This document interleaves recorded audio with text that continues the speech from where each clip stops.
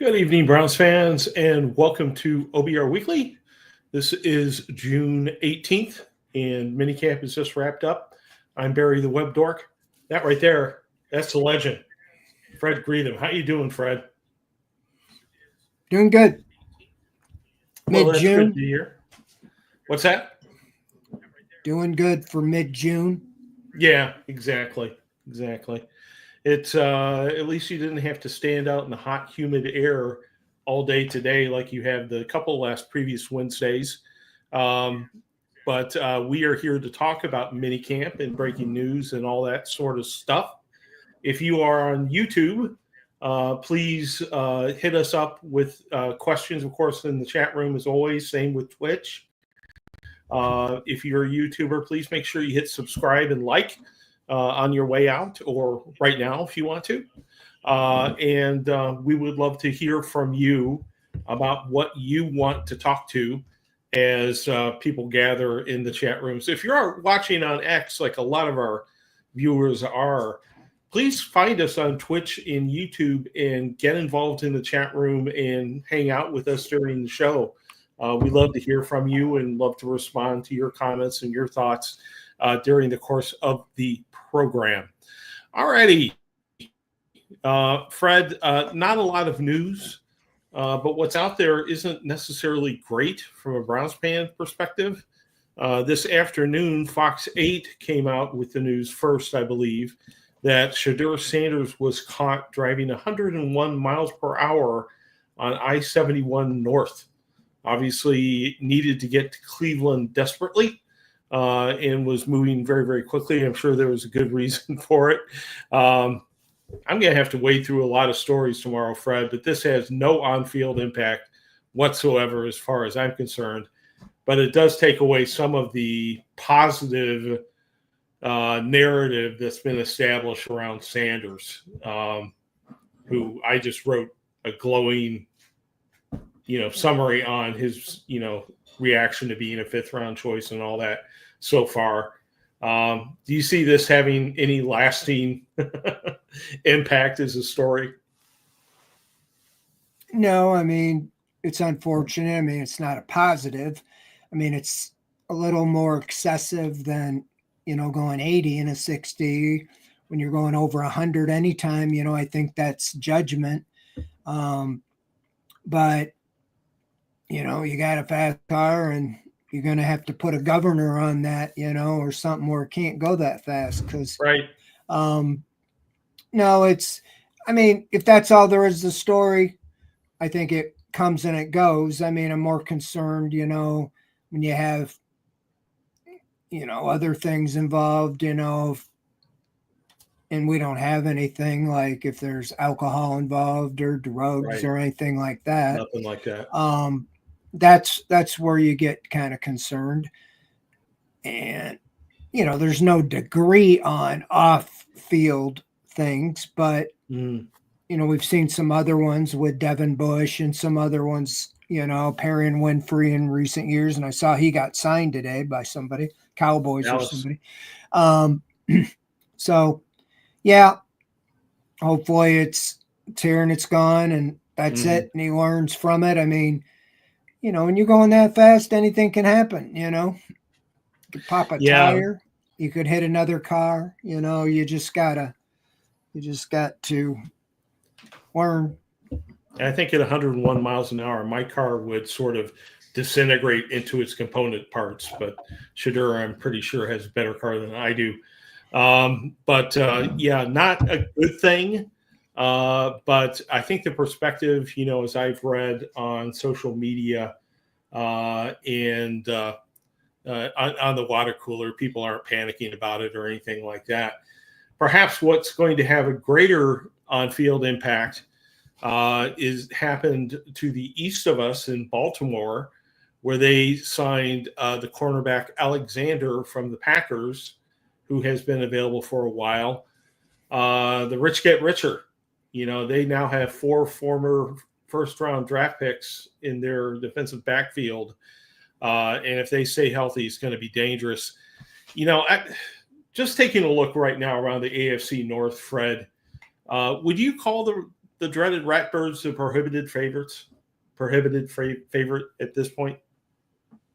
Yeah, absolutely. I mean, they were 12-5 last year, and they got better. I mean, it just seems like, you hate to say it, but they're another solid organization, that seems to always make the right moves. You look in the draft, and every year they'll seem to get like a blue chip player that maybe was injured or fell or something, and then they're willing to let them sit for a year, rehab, and then then they got a guy for 10 years, Right.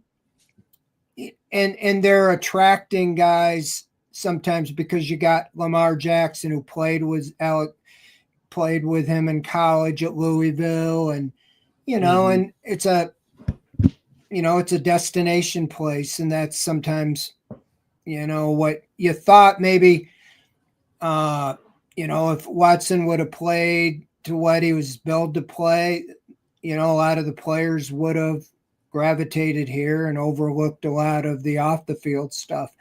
But it didn't happen. So, yeah, you're on the Browns seem to be an outside looking in. I know there was some interest, originally by the fans seeing when the Packers released him, but it always just seems like, trade rumors. Metcalf ends up with the Steelers, and he ends up with the Ravens. So yeah, I mean, you look at their secondary. They added Malachi Starks in the draft, and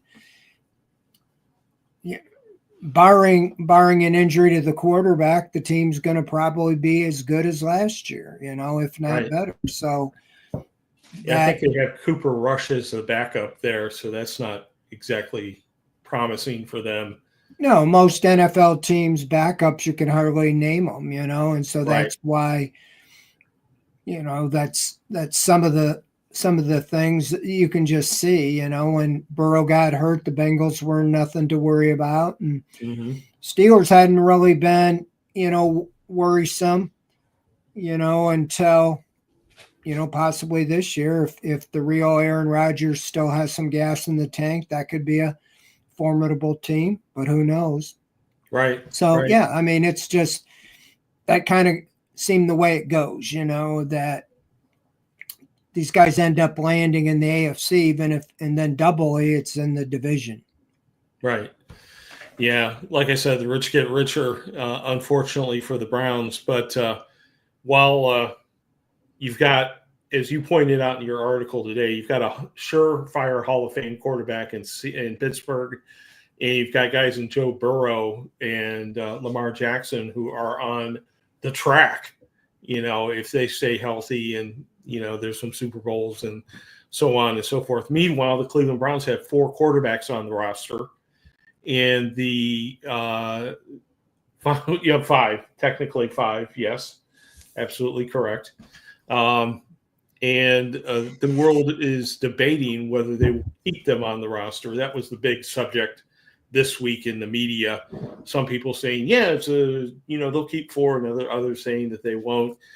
What's your thought on that issue, Fred? I know you talked about it in today's article, but just and I haven't seen it. I have heard some others talk, but nobody seems to mention to me one of the obvious reasons is because the expansion of the practice squad, that it went from 10 to 16 during the COVID years. Teams, including the Browns, have used that like their AAA farm club. I mean, they brought up their kick returner almost every week from the practice squad. And they're allowed 3 times. So if you remember, like last year, Jalen Darden, he got his turns, and then they had to waive him to try to put him on the roster. He got claimed by another team, but they were like rotating, like Jarden, Pro, Shea, and I think they can do the same thing. They've been doing that with tight ends. The guys like Blake Whiteheart and Brendan Bates, guys like that aren't really too highly sought after in the waiver market or off the practice squad. So you can stash some tight ends there, bring them up if you need them for the game. Same way with returners, same way for linebackers or special teams players like the extra DBs Tony Mhm. Brown was a free agent last year who had been in the league 8-10 years, because the practice squad isn't really just rookies anymore. I Right. mean, he was on the practice squad and came up, to play special teams. So the 4 quarterbacks, as I point out in the article, have a total salary this year of like $7 million. So, when you look at Watson, who's uninjured, at $46 million, those 4 are kind of a combined bargain. And the way Yeah. the Browns go through quarterbacks, there is a path that they could choose to keep the 4, at least when they make the roster cuts, and then look around and see, okay, is anybody interested in Kenny Pickett or Joe Flacco? Probably not Joe Flacco, because most teams assume if you cut him, he's going to be available. Kenny Pickett might have the most value, unless he just above and beyond wins the starting job, and he really looks like he has, a high upside. I don't see why they wouldn't trade him, because you drafted 2 rookies that are going to be on the team. I think when they made the move for him, they didn't know what was going to happen, but now I would think they'd be reconsidering a little, but who Yeah. knows? It could be Pickett and the 2 rookies. Right. Absolutely. Now, you in your article suggest that you think Pickett might have an inside track, but you would personally be more inclined to start Joe Flacco. Is there any particular reason for that? You just think Flacco's looked better on the field so far? Yeah, I mean, at the end of minicamp, he was head and shoulders above, not just being tall, but better than the other ones in throwing the ball, knowing the offense, all those type things. And this is where the Browns have to make a decision. Their public persona to Myles Garrett, Denzel Ward, Joel Bitonio, David Njoku, we're playing to win. We're not rebuilding. We're not retooling. We think we can, be in this. Well, a lot of people might think different, when you go 3-14 and trend to look, closer to 3-14 than 11-6 the year Right. before. So with that said, if you decide you're going for it, and why wouldn't you? Those first 6 games are daunting. As I laid out in there, the 6 teams combined record last year was 71-31, which was around 700 winning percentage. Now it's a different year. It starts all Right. over, but you play those 3 top NFC North teams, the Lions that were 15-2, the Vikings who were 14-3, the Packers who were, I think, 11-6, and you have the Steelers in there at 10-7. You have the Ravens in there on the road who were 12-5, and the worst team of the 6 is the Bengals. And I don't think anybody looks at the Bengals as a passover or a pushover. So if you are going into the season trying to win, how can you argue Joe Flacco isn't the best bet? He's been there, done it. Would you feel more at ease with him out there against those top-rated defenses? I mean, the Lions, the Vikings, the Steelers, the other ones we're talking about, Packers, Ravens, they're all good. And I think, and this is just from my experience, I know there's a lot of people eager to see the rookies.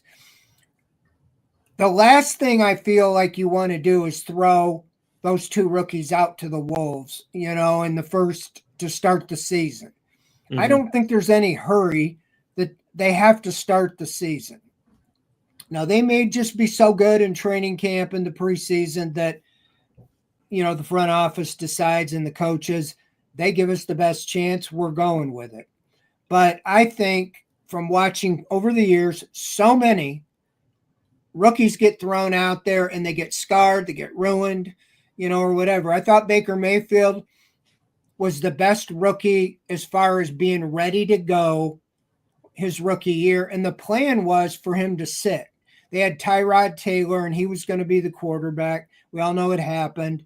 Taylor got hurt in the 3rd game. Mayfield comes in, and he did great.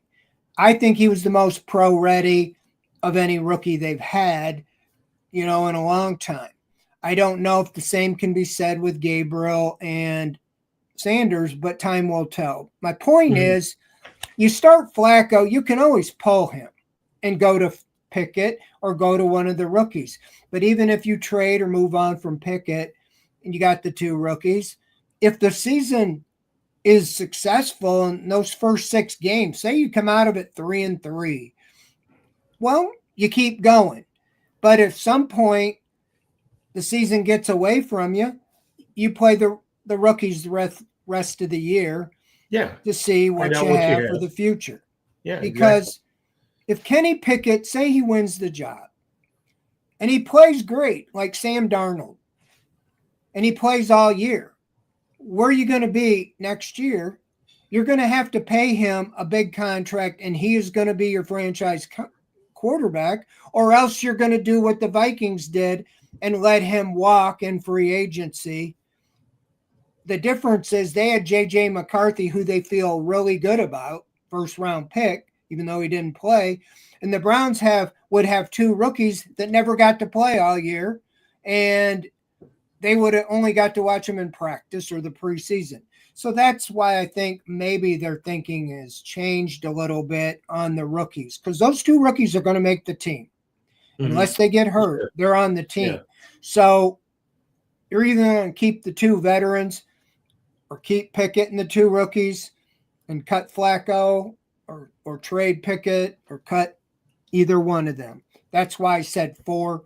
Last year they kept Tyler Huntley and tried to trade him or Winston. They couldn't trade either, so they cut Huntley. I could see the same thing this year. Again, for an asset purpose. They look at it, a quarterback as an asset. And when you have 4 that only add up to $7 million, it really doesn't hurt you to keep them on the roster to make a trade up until November. At the trade deadline, somebody loses their quarterback. They call and say, hey, we'll give you a 5th-round pick for so-and-so or a 6th or something. You get something out of the deal. So that's my thinking there as we're sitting. Now, they may look at it and say, let's just go with Pickett and then the rookies behind him. And if we run into trouble, we can always get Joe back. We can maybe have him sitting, at home. And if nobody's available, you bring him back. Right. I don't back off the couch again. I got to say, though, Kenny Pickett, that is an option that excites basically nobody that I've talked to, right? I mean, the Browns believe in him. But is there anyone in the state of Ohio who's going to be excited to see Kenny Pickett tried out there as a starter in week 1?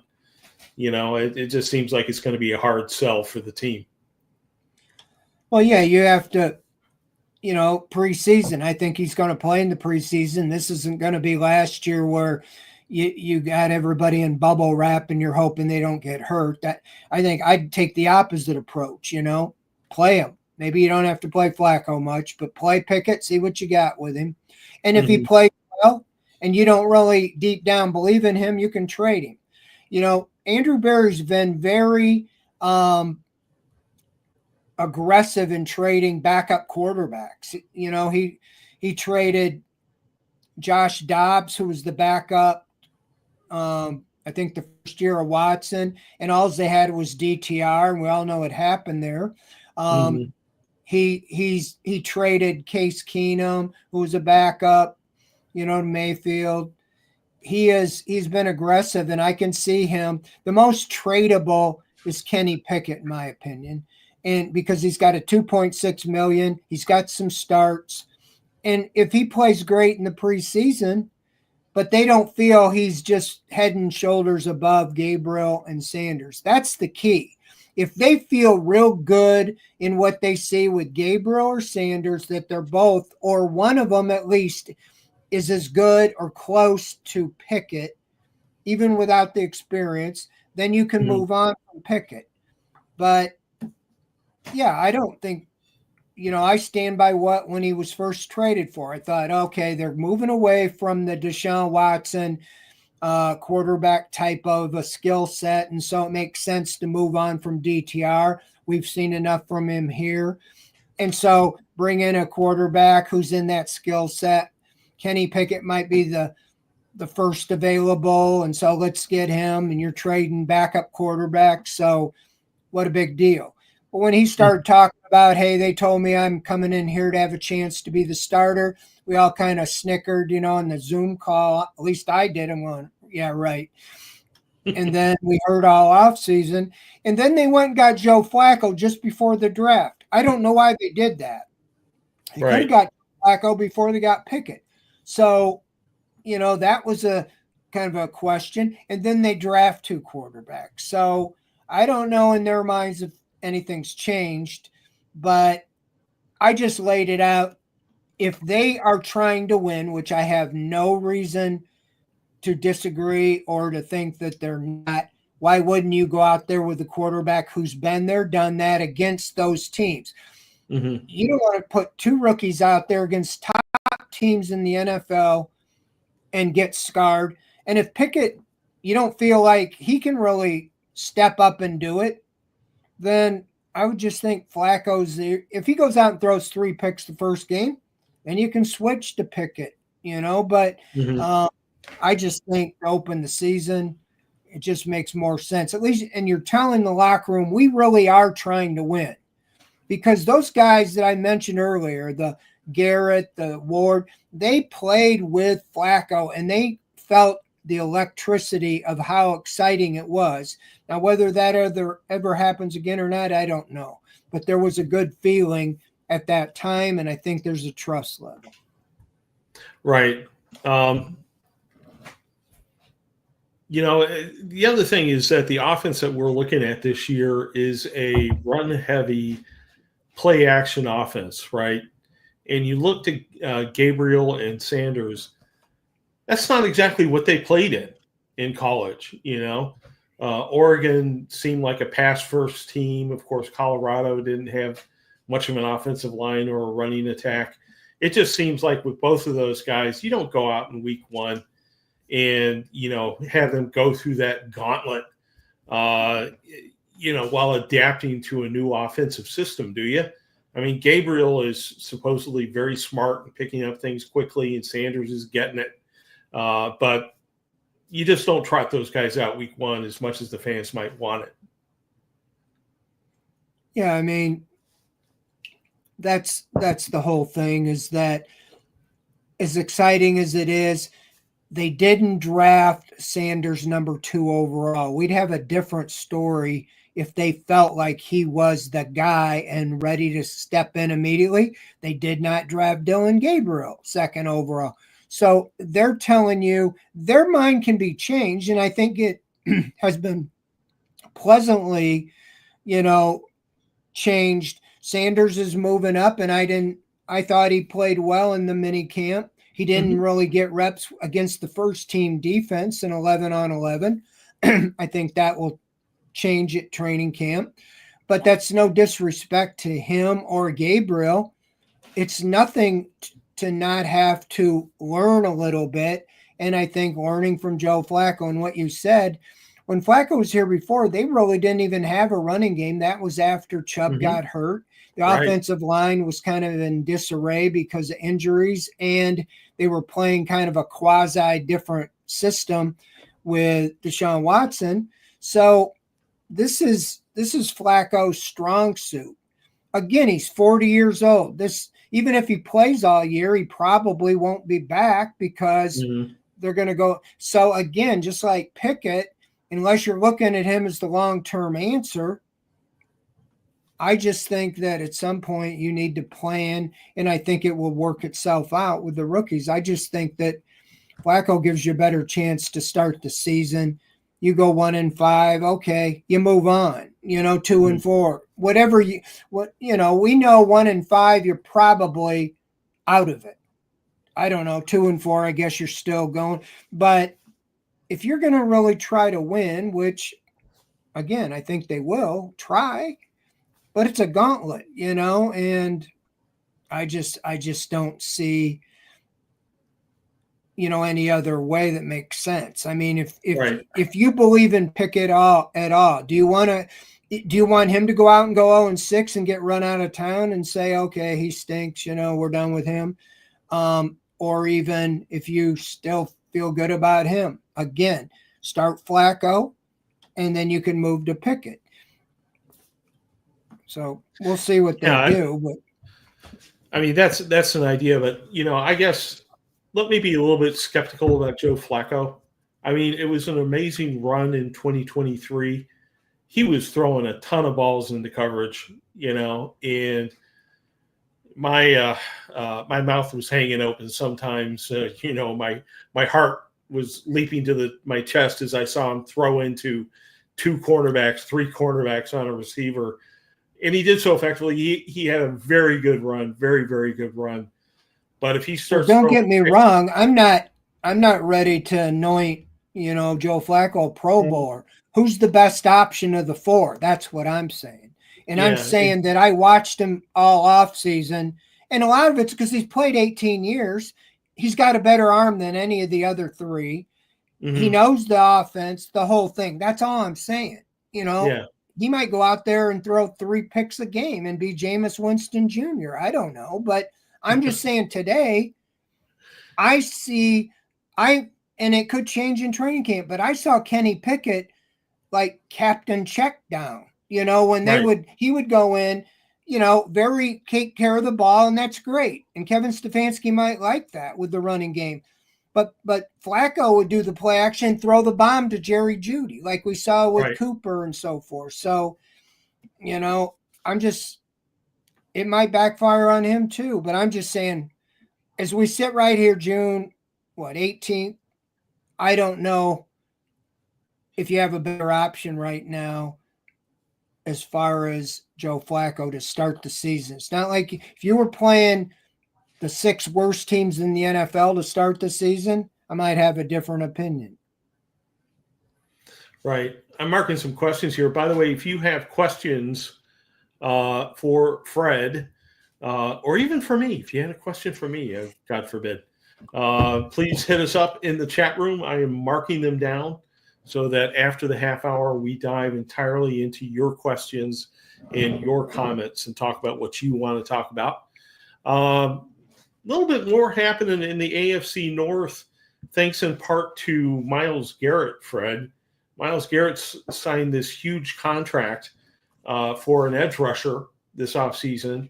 And now it seems like T.J. Watt and Trey Hendrickson and everybody in the AFC North, of course, except for the Ravens, wants that big deal and is holding out and causing some chaos. But like Shadur Sanders' speeding ticket today, do you think those are all non-stories by the start of training camp?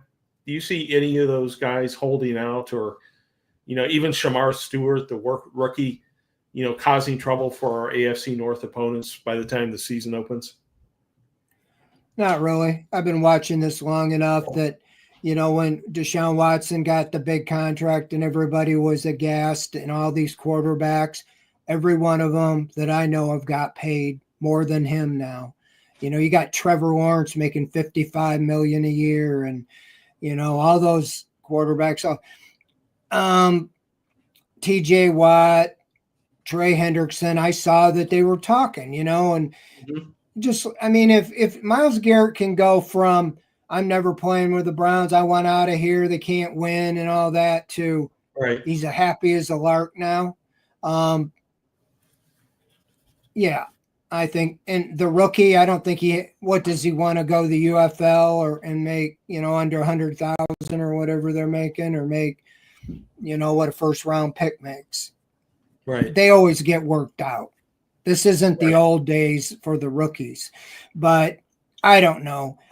To be honest, I didn't think the Bengals had it in them to sign Chase and Higgins. I was for sure Higgins was gone. And how did they come up with the money to get those 2 guys along with Burrow? Right. I was surprised they signed Burrow, even though I knew they had, but I thought they'd have Joe Burrow and a bunch of undrafted free agent rookie wide receivers out there, kind of what the Browns had at the mini camp. So with Hendrickson, I think they drafted Stewart, to replace him, and weren't going to worry about it. But something always gets done, in this world. And I think he's under contract. I think, he doesn't get paid, even if it's not, market value, whatever 10, 15, 20 million is more than minimum wage. The last I checked. Absolutely. Hey, we're going to head to your comments and questions here in just a second. Before that, I do want to talk about the subscription plan at the Orange and Brown Report. That's really what drives us to be able to do this sort of programming, the 2 or 3 shows that you get every night here on the OBR live streaming network. YouTube isn't paying us a ton of money. It's really the subscribers and supporters of the OBR who drive our ability to do things like this. And if you are a subscriber, you get access to our VIP forums, including Insider Central, Ask the Insiders, where Lane Atkins holds court. Jack Duffin answers any salary cap or contract questions you have. Pete offers his opinion. It's it's worth the price of admission just by itself, as well as you get the VIP stories from the OBR and across the 24/7 Sports Network. And as soon as you renew your subscription, you get Paramount Plus with Showtime thrown in for free, which is just basically the same as the cost of our subscription. So it's really a heck of a deal. So head over to the OBR, join our subscription program, help support the work that we're doing here on the OBR live streaming network. And of course, it supports Fred's camp coverage, sending someone out there to camp to stand in the hot weather and eat healthy food, which is provided to him each and every day. Yogurt and celery and all that great stuff that they provide out there for Fred. I don't know how you survive on that stuff, Fred, but I guess that shows. At any rate, let's go to some of the questions. In comments, early on, a comment from McLothan says the state of Ohio wants to give unclaimed funds to a Browns dome. Not a fan of that. I've got some of those unclaimed funds. I went and looked it up. We had a lot of money in the unclaimed funds, but I don't want to go into politics. This is a Republican or Democrat thing, about how they're going to fund the stadium. There's different opinions on different sides of the aisle, but the unclaimed funds is like the gambling tax. It's just there to try to convince the average citizen that they're not really paying for this. It's just that out of a free pot of money called unclaimed funds, or it's a gambling tax. And if they don't gamble, they don't have to worry about it, that sort of thing. And it's going to work. Brook Park is going to be built. The Browns are going to have a dome in a few years.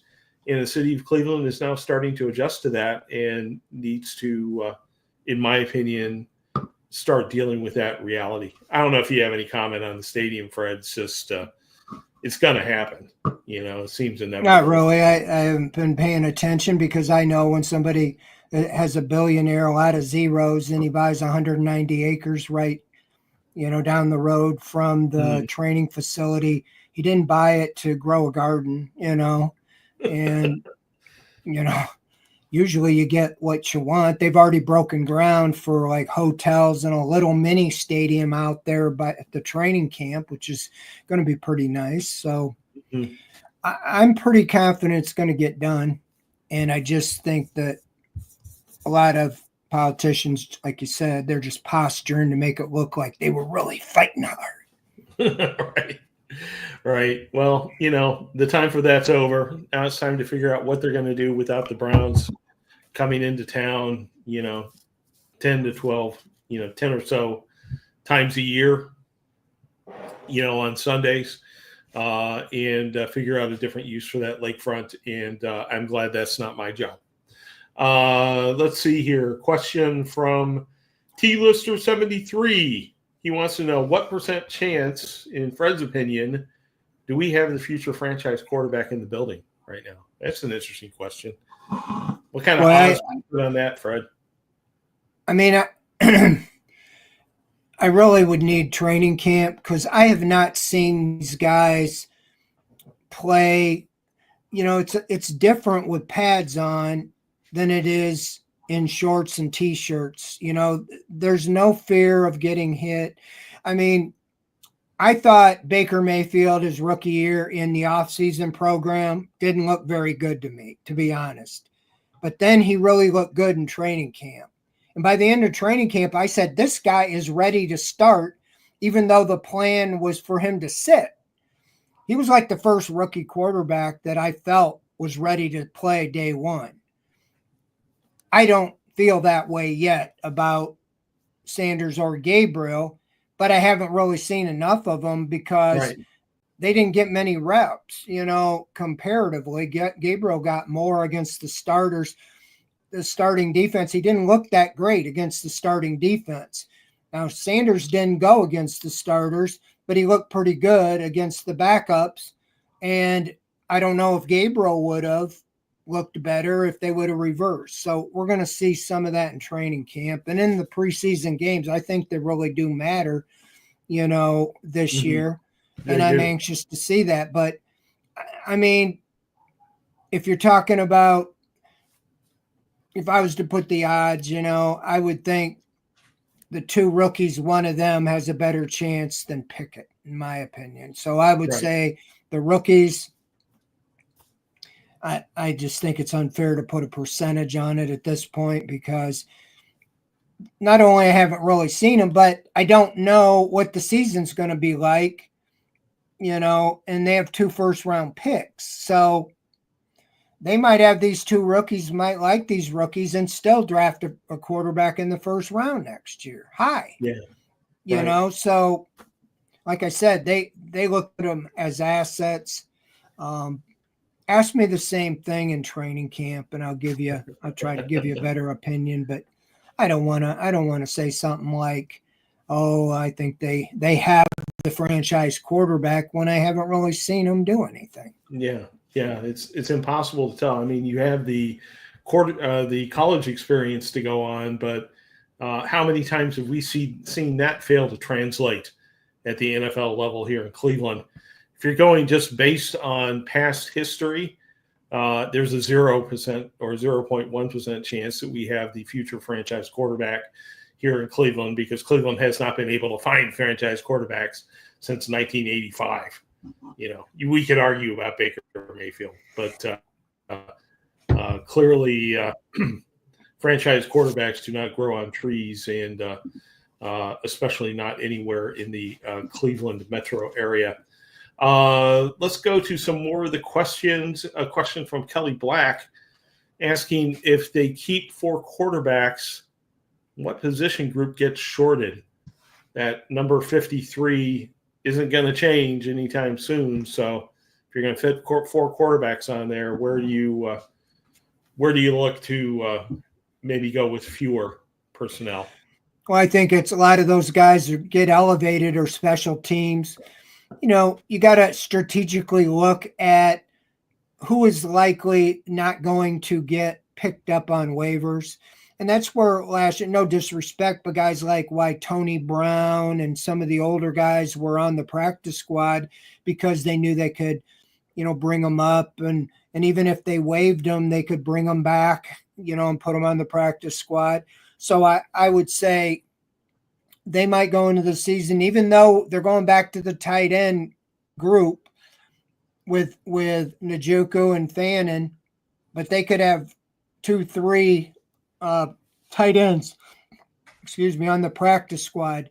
They'll load up on the practice squad of the positions that they're shorted. So I would say tight end, linebackers, maybe even offensive linemen, have 2 or 3 offensive linemen there. It really comes down to strategically who they think they can expose to waivers, because that is a game. There's guys, somebody, I saw one, I didn't see it come up here, but somebody said who would be on the practice squad at quarterback. And I could honestly see Joe Flacco being on the practice squad. If they really only could keep, Chantel, if they could only keep 3, if they decide to only keep 3 quarterbacks and they keep Pickett, they could have an agreement with Joe and say, because a guy in the practice squad can turn down. They can pay him, a different contract to keep him. There's some guys that get claimed for other teams, but they stay because they're getting a better deal, like whatever it is. If you get, it's some ridiculous amount to even be on the practice team. It might be like, say it's $10,000 a week, to be on the practice team.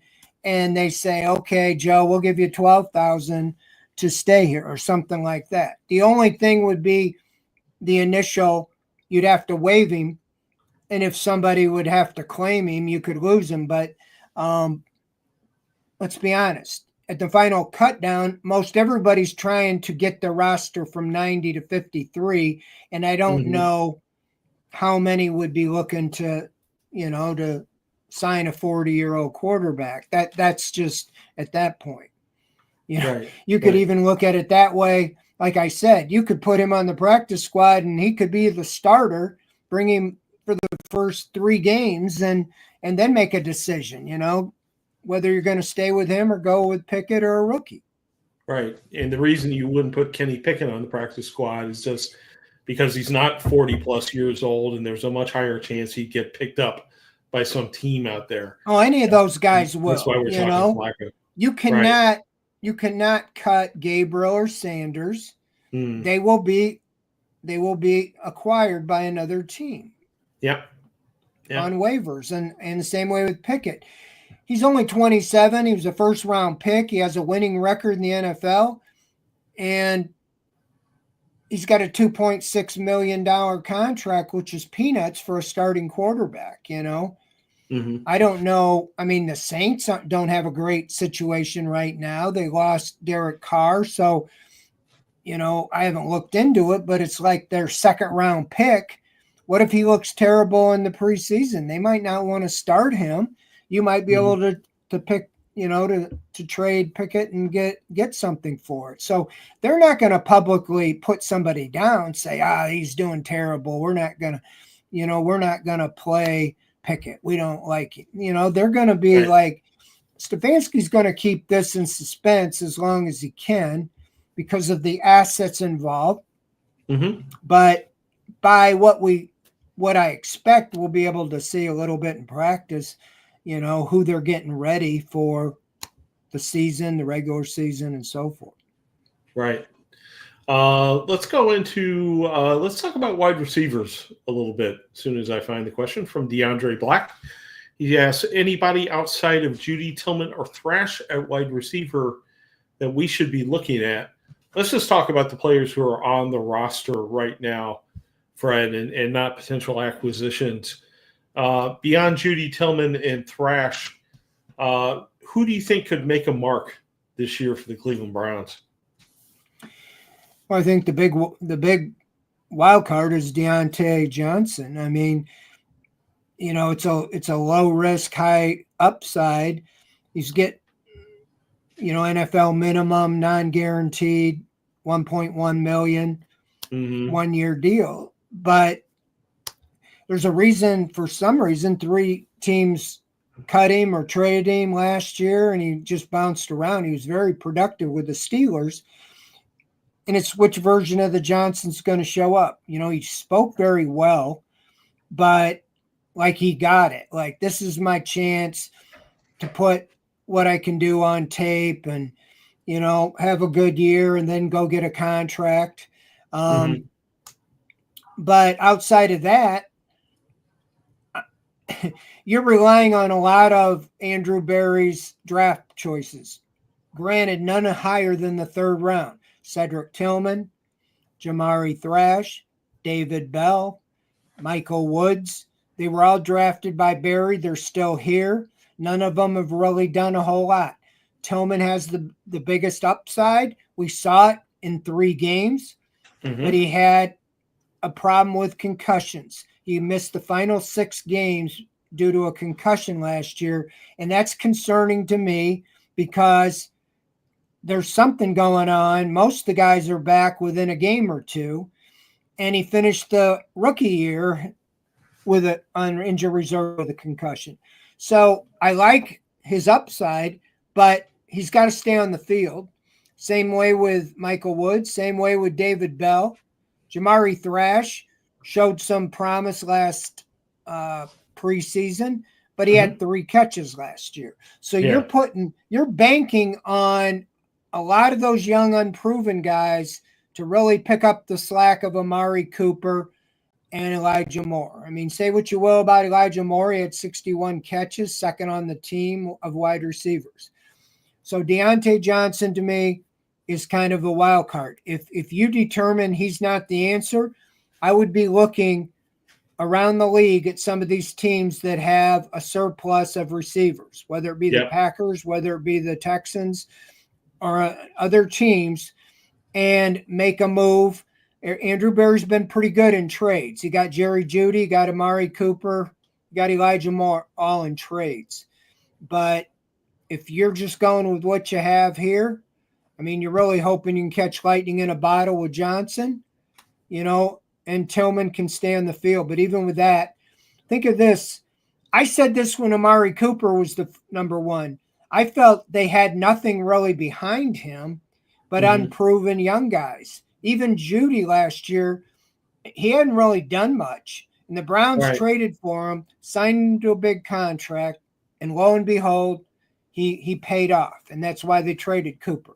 But Jeudy gets hurt. What do you got? Man, that looks extremely thin.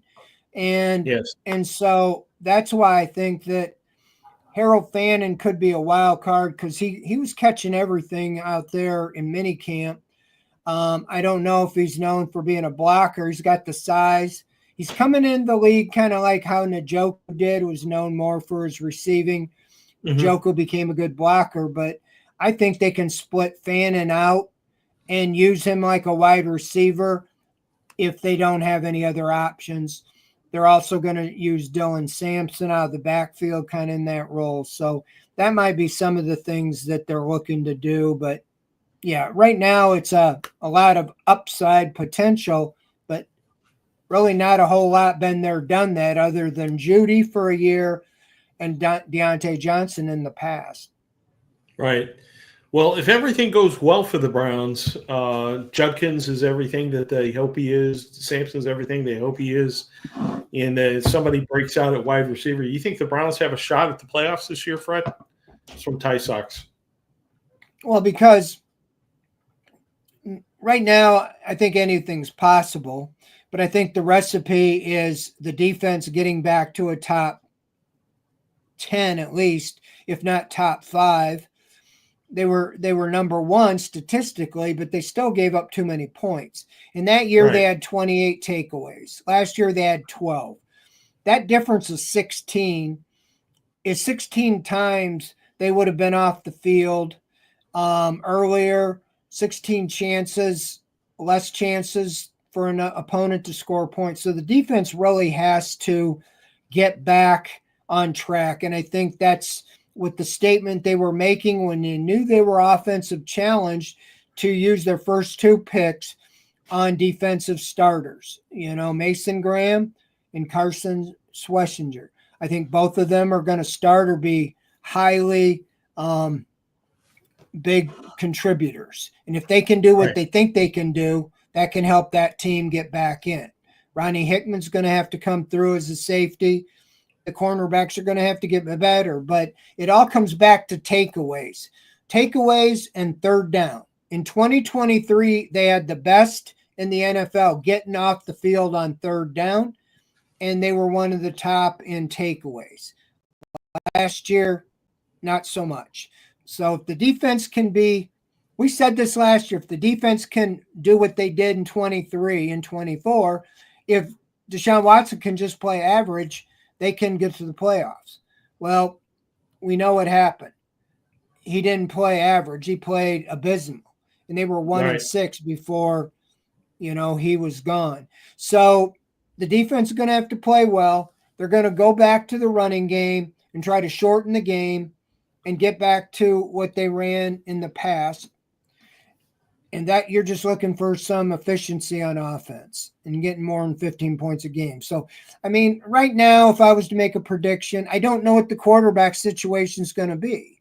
If you told me Kenny Pickett plays like Sam Darnold did last year, or Joe Flacco plays like he did in 23, I think this team could tread water, through the first 6-7 games and then have a chance when the schedule lightens. But if I was to pick now, I'd say the top would be 9-8, but I feel more like 5, 6, 7 wins. I think more like a 7-10 or 8-9, 9-8. Kind of middle of the road is where I feel they are heading right now, mainly because the division. I feel like the Ravens got better. The Bengals have to be better. They have their offense going to be supercharged. I don't know about the defense, but the Steelers, they got a great defense. Every year we wonder how they make the playoffs and go 10-7. And now you got Aaron Rodgers, who is a Hall of Fame quarterback. He hasn't really played with it, but he didn't play too bad last year. If you look at his numbers, he actually looked pretty good statistically. So those are 6 big games. Last year you went 2-4 in the division. I think you have to go at least 3-3 in the division to have a chance. And then anything can happen, but injuries play big in it, to quarterbacks in the division, the whole thing. So, yeah, I'm not optimistic. I'm not going to feel like right now they're heading to the playoffs. No, I'm not either. I think this team is really tracking toward 2026, to be honest with you. But there's just going to be a lot of interesting things to watch, regardless of what the record is for the Browns this year. E. Gillen wants to know if you think they have the horses at running back in the OL to be in the top 5 of NFL rushing attempts this year. I think there's a good possibility of that, don't you, Fred? Top 5.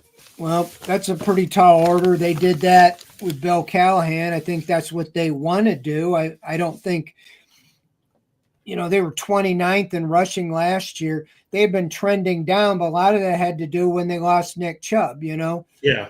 They were number 1 in the NFL in that first couple games, and then he got hurt, and they finished, it wasn't as bad as last year, but last year when they switched away from the zone scheme, they finished 29th in the NFL in rushing. That's only 3 from the worst. I think it will help with Judkins and Sampson, will be new life. Those are high assets. Andrew Berry has never really signed a name free agent at running back. And the highest draft pick was Jerome Ford. And he was a 5th round pick. He went out and used 2 of the assets, a 2nd round and a 4th round, on running back. So that tells you the emphasis they're going to do. I see them in the running game. Now, that should help the passing game, but I don't know if that will put them in the top 5 or not in the first year. I would think a lot of things are trending that way if you emphasize it. But again, the quarterback is going to have to make plays, because if the rounds are just running the ball, teams are going to put 8, 9, 10 in the box or whatever and make Flacco or Pickett or whoever beat them. And that's, again, one of the reasons I think Flacco would have a better chance to read the defense and play action, and put them in a better position. We saw what Pickett did with the Steelers, and it wasn't great. And he just managed the game and relied on the Steeler defense and their special teams, their kicker, to make every field goal and win every game by a field goal at the end. So I don't know if that will work, but that's the way I see it right now. Right. Let's see here. Question from James. He wants to know if the ESPN QB tracker, not ESPN, is the ESPN Cleveland radio station, was a good idea considering how much the fans scrutinize it. We're not really here to, comment on the other media outlets here in Cleveland, but we have commented on this, and it's just. Well, it gets a lot of clicks.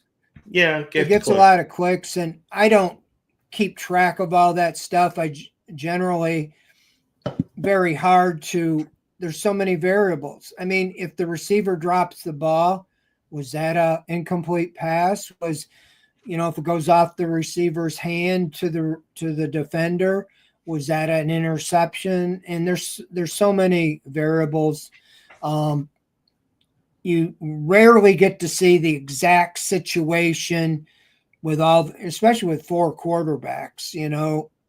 Like I said, they had 2 fields of 2 going. I would watch one and then switch, and I could watch 10 passes and think a guy really looked good, and then go to the other field, and I'd find out from another reporter that the same quarterback threw 10 terrible passes when I went to the other field, and he thought he stunk, and so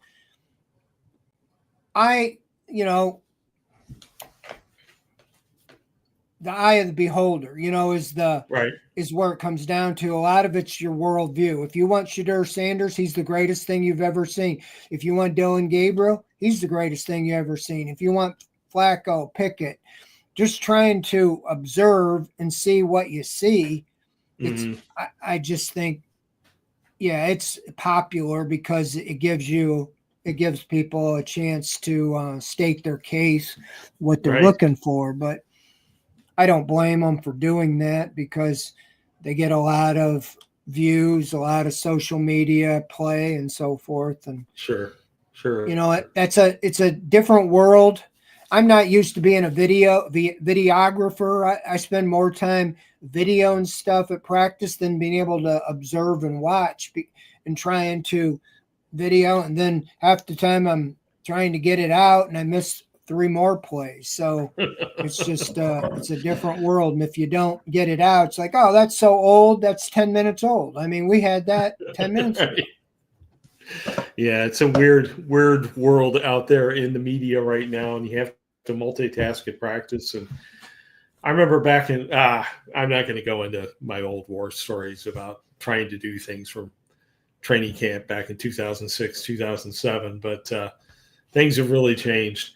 And one of the things that's changed, one of the things that's new is a program that follows this one on the OBR. Jacob, our draft analyst, is starting up a prospect watch program starting tonight. He is going to look at the offensive tackles who are available in next year's draft. So if you are into the college game and what might happen, get ahead of the curve with Jacob. He's coming up here. We're not going to hand off straight to him, but if you go to the OBR website starting at 8 o'clock, his program will be there. So we're going to sign off now. And Fred, thank you very much once again for your wisdom and hanging out with us here. And thank you to everyone in the chat rooms, everyone who has watched, for hanging out with us for an hour on Wednesday night to talk Cleveland Browns. So thanks again. We will see you next Wednesday at 7 o'clock. Good night, everybody.